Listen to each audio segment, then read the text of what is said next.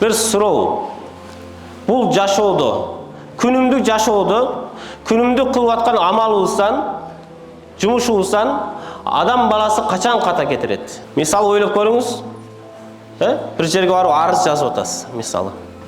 Ошол арыз жазып атып, кайсы учурда сиз ката кетиришиңиз мүмкүн?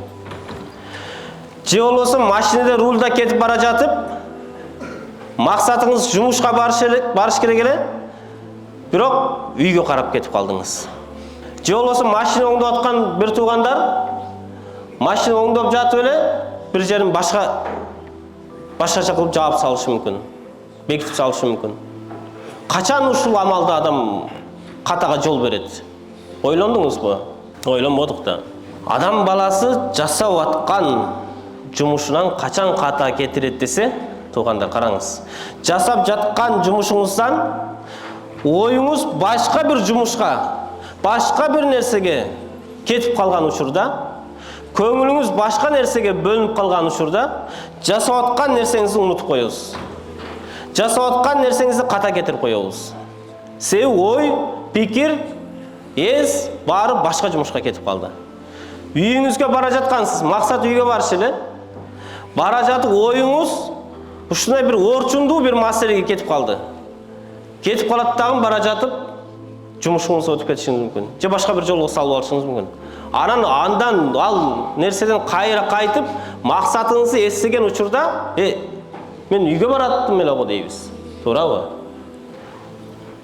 Же болбосо бир жумушту аткарып атып, башка бирөөгө сүйлөгөн учурубузда ката кетебиз, туурабы? Мен да баян кылып жатып, көңүлүм башка бир тууганга кетип калса, бул айтып аткан баянымды унутуп коёмун.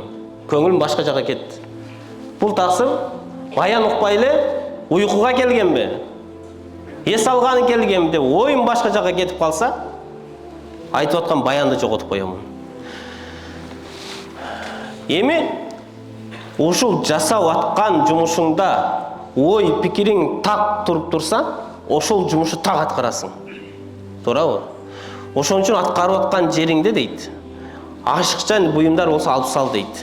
Пикириң бир гана жерге таважжух болуп, тамаркуз болуп, бир эле жерде ойлош үчүн, кылып аткан жумушуңду гана ойлош үчүн ашыкчан нерсени алып сал дейт.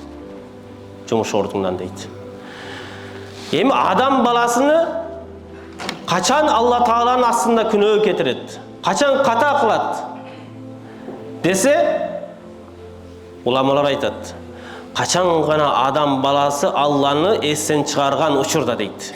Күнөөнүн башаты, каталардын башаты ушул Алланы эстен чыгарып, түбөлүктүү жашоону, акыреттик жашоону эстен чыгарган учурда адам баласы ал жашоону эстен чыгарып, Алланы эстен чыгарып, бул жашоону эңсеп, өзүн гана эңсеп калганда, эстеп калган учурда, ушул гана дүйнөгө пикири менен кирип калган учурда каталар кете берет экен.